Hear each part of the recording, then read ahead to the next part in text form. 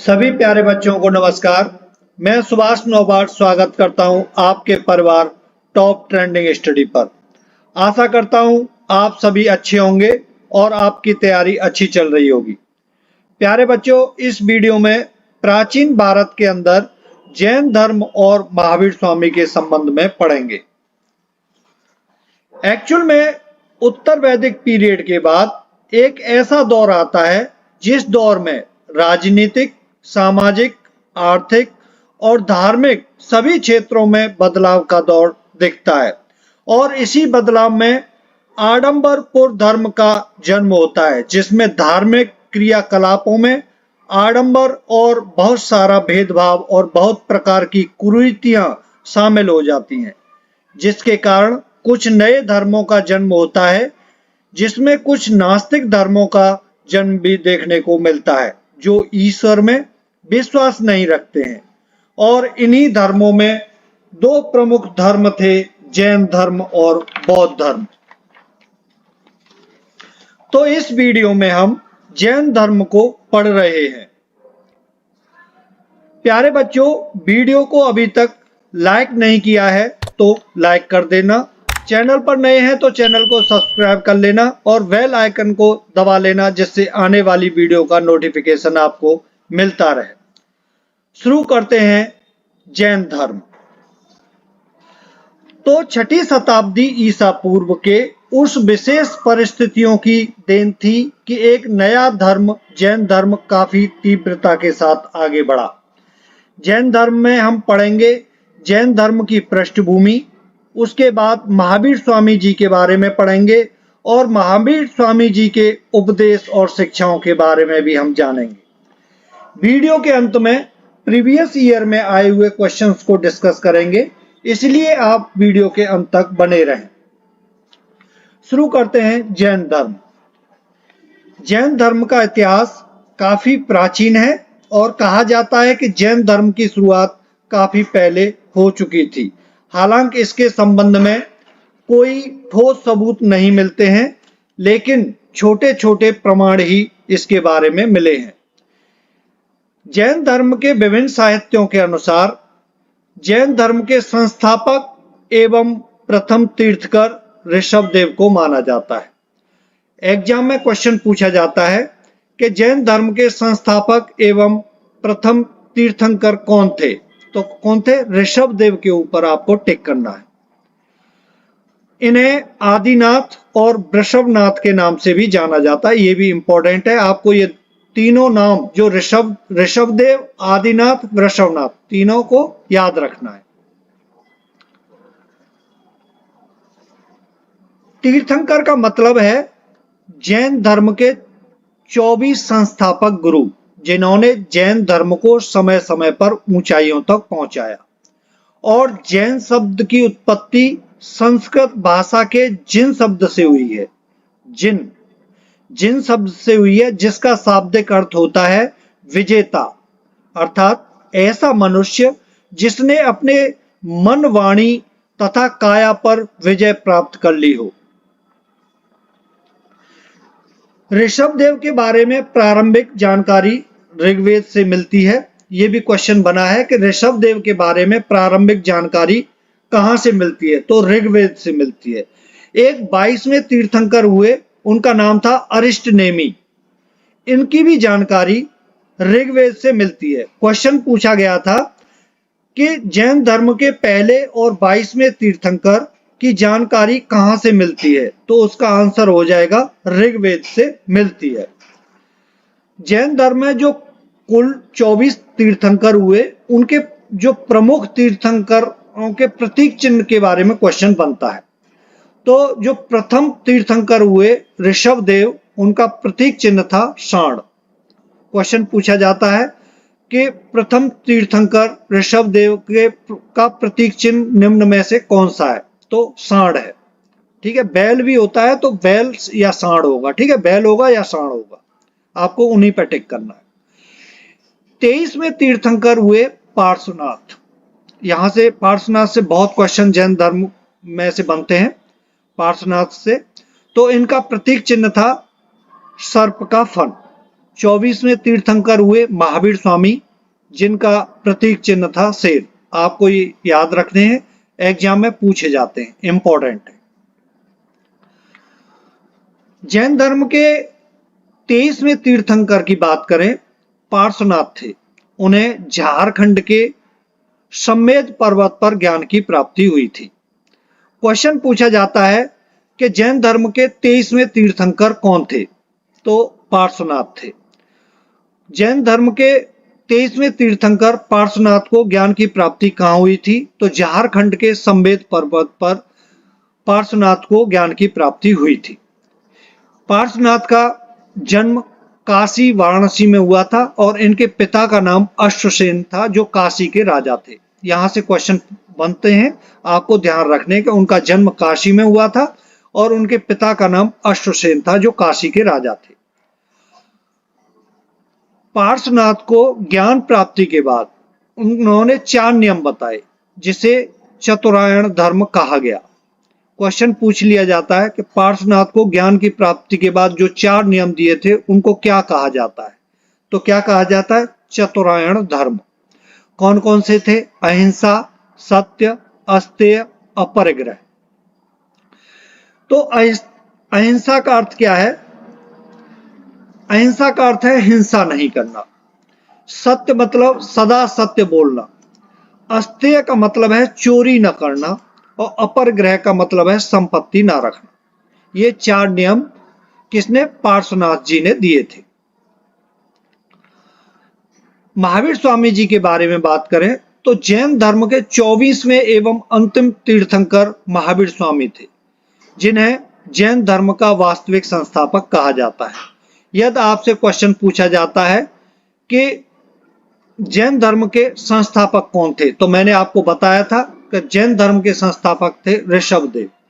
यदि आपसे क्वेश्चन पूछ लिया जाता है कि जैन धर्म के वास्तविक संस्थापक कौन थे, तो जैन धर्म के वास्तविक संस्थापक थे महावीर स्वामी। महावीर स्वामी जी के जीवन परिचय के बारे में बात करें तो महावीर स्वामी जी का जन्म 540 ईसा पूर्व में कुंडल ग्राम वैशाली में हुआ था। यहां से हर पॉइंट इंपॉर्टेंट है, क्वेश्चन बहुत पूछे जाते हैं कि महावीर स्वामी जी का जन्म कब हुआ था, 540 ईसा पूर्व में। कहां हुआ था, कुंडल ग्राम में हुआ, वैशाली में हुआ था। कुंडल ग्राम वैशाली में हुआ था। उनके बचपन का नाम वर्धमान था और उनके पिता का नाम सिद्धार्थ था, जो कुंडल ग्राम के ज्ञात्रिक वंश के राजा थे। महावीर स्वामी जी के पिता का नाम सिद्धार्थ, माता का नाम त्रिशला था और उनके भाई का नाम था नंदीवर्धन।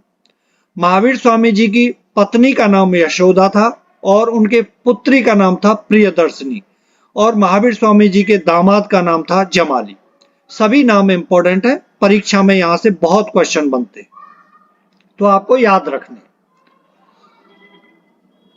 महावीर स्वामी जी के आध्यात्मिक जीवन के बारे में बात करें तो महावीर स्वामी जी ने 30 वर्ष की उम्र में माता पिता की मृत्यु के पश्चात अपने बड़े भाई नंदीवर्धन से अनुमति लेकर संन्यास जीवन को स्वीकारा था।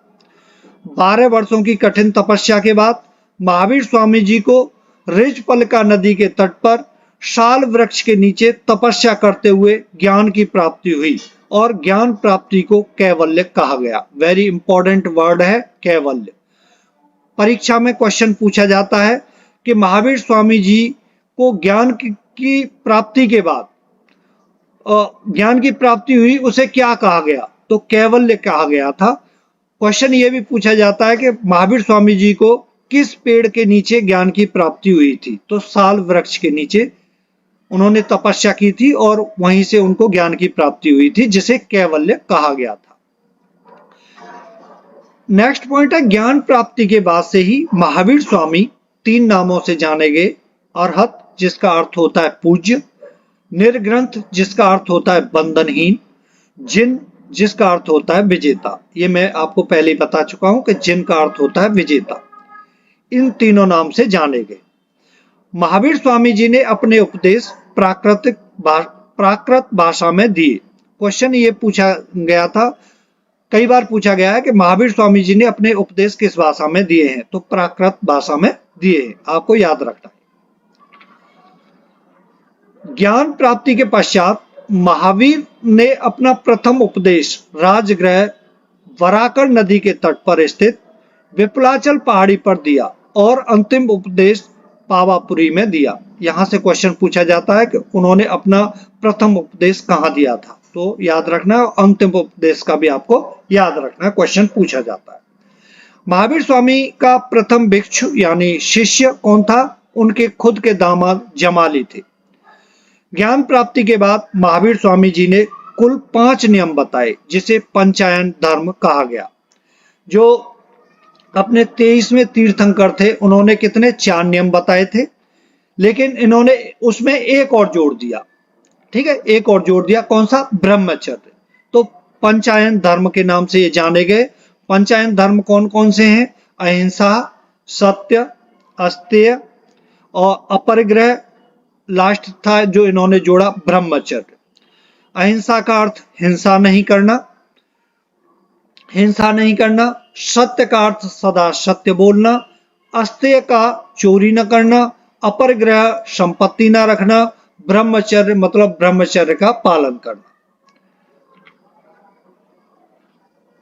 जैन धर्म में संसार को दुख मूलक माना गया है जिसमें फंसकर मनुष्य मोह माया में पड़ जाता है। जैन धर्म में इस दुख के निराकरण के लिए त्रिरत्न की संकल्पना प्रस्तुत की गई है जो सम्यक दर्शन, सम्यक ज्ञान, सम्यक आचरण के नाम से जाने जाते हैं। तो महावीर स्वामी जी के त्रिरत्न आपसे पूछे जाते हैं तो कौन कौन से हैं? सम्यक दर्शन, सम्यक ज्ञान और सम्यक आचरण। जैन धर्म में ईश्वर की मान्यता नहीं है बल्कि किसकी मान्यता है? आत्मा की मान्यता है। इसलिए महावीर स्वामी ने मूर्ति पूजा और कर्मकांड का विरोध किया था। नेक्स्ट पॉइंट है, महावीर स्वामी ने पुनर्जन्म को माना और पुनर्जन्म का सबसे बड़ा कारण आत्मा को बताया। 468 ईसा पूर्व बिहार राज्य के पावापुरी में 72 वर्ष की आयु में महावीर स्वामी जी की मृत्यु हो जाती है। उस मृत्यु को निर्माण कहा गया है जैन धर्म में।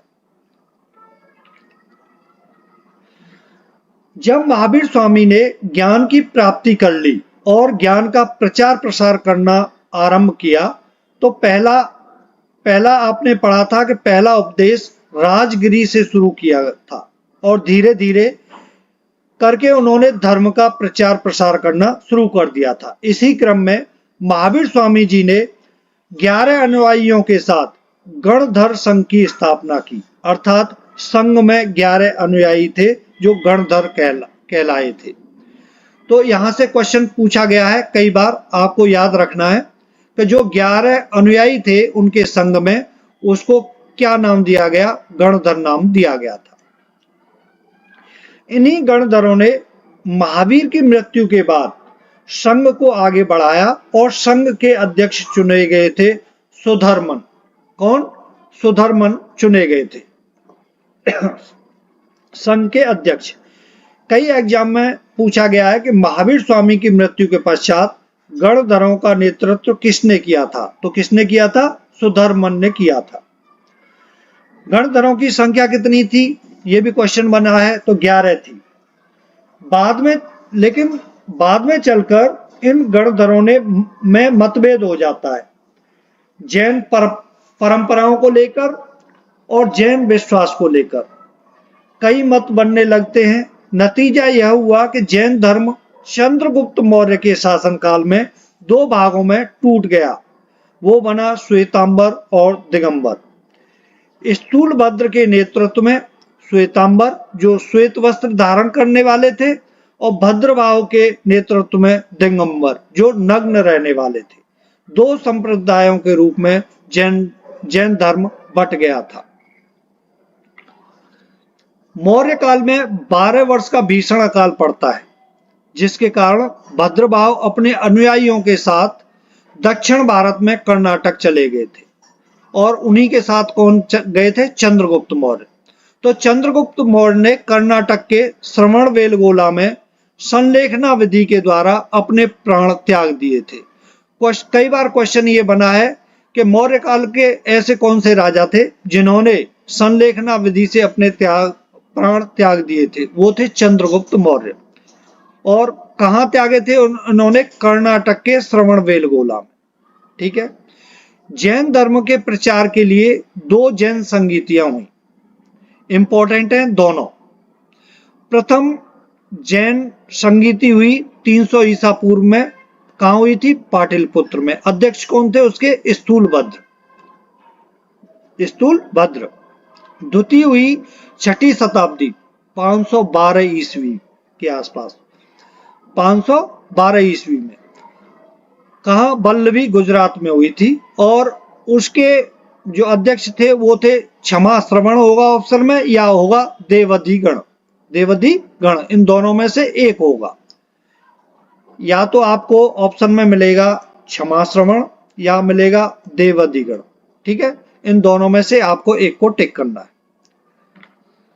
जैन धर्म को अपनाने वाले प्रमुख राजाओं की बात करें तो उदयन थे जिन्होंने जैन धर्म को अपनाया था।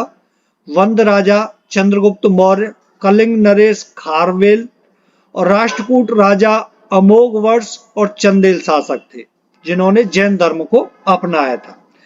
जैन धर्म से संबंधित कुछ महत्वपूर्ण शब्दावलियों की बात करें तो अनंत चतुष्टय का अर्थ होता है मोक्ष। मति जो यूज हुआ है शब्द, उसका अर्थ होता है इंद्रिय जनित ज्ञान। और भोगोपभोग भोज्य पदार्थों का परिमाण निर्धारण। और अवधि का अर्थ होता है दिव्य ज्ञान। कैवल्य का ज्ञान होता है सर्वोच्च ज्ञान। कैवल्य का क्या अर्थ होता है? सर्वोच्च ज्ञान। और संलेखना का अर्थ होता है अच्छाई का लेखा जोखा। यदि यहां से क्वेश्चन पूछा जाता है आपको ये सभी याद रखने। दोबारा बता देता हूं, अनंत चतुष्टय का अर्थ होता है मोक्ष, मति का इंद्रिय जनित ज्ञान, भोगोपभोग का भोज्य पदार्थों का परिमाण निर्धारण, अवधि का दिव्य ज्ञान, कैवल्य का सर्वोच्च ज्ञान और संलेखना का अच्छाई का लेखा जोखा। श्वेतांबर एवं जो दिगंबर, जो दो भागों में जैन धर्म मतलब अलग अलग बटा, उसमें श्वेतांबर और दिगंबर में अंतर बता देता हूं आपको, कई बार पूछ लिया गया है। तो श्वेतांबर को स्थूलभद्र ने प्रारंभ किया था। किसने? स्थूलभद्र ने। और दिगंबर को किसने प्रारंभ किया था? भद्रबाहु ने। ये सफेद कपड़े पहनते थे लेकिन ये निर्वस्त्र रहते थे।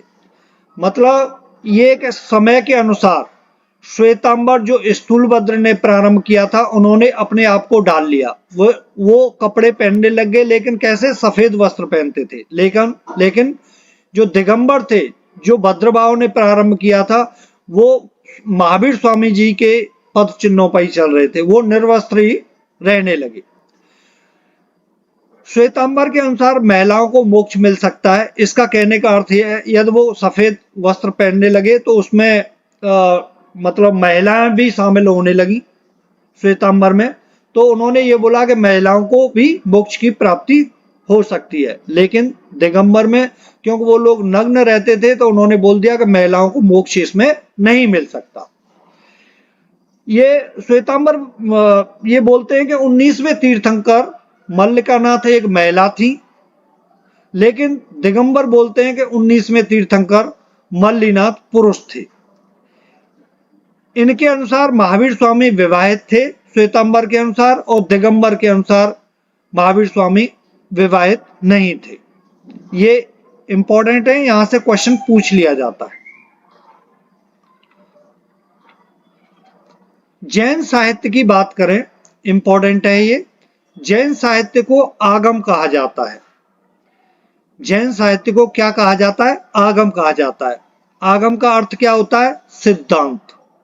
आगम का अर्थ क्या होता है? सिद्धांत। कई बार क्वेश्चन पूछा गया है कि जैन में जो आगम शब्द है उसका अर्थ क्या होता है? सिद्धांत होता है।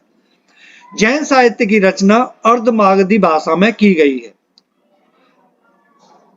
क्वेश्चन ये बना है एग्जाम में कई बार कि जैन साहित्य की रचना किस भाषा में की गई है? तो जैन साहित्य की रचना अर्धमागधी भाषा में की गई है। भगवती सूत्र जो जैन साहित्य है उसमें महावीर एवं अन्य जैनियों, जो जैन और थे महावीर के अलावा, उन जैनियों का जीवन चरित्र के बारे में बताया गया है भगवती सूत्र में।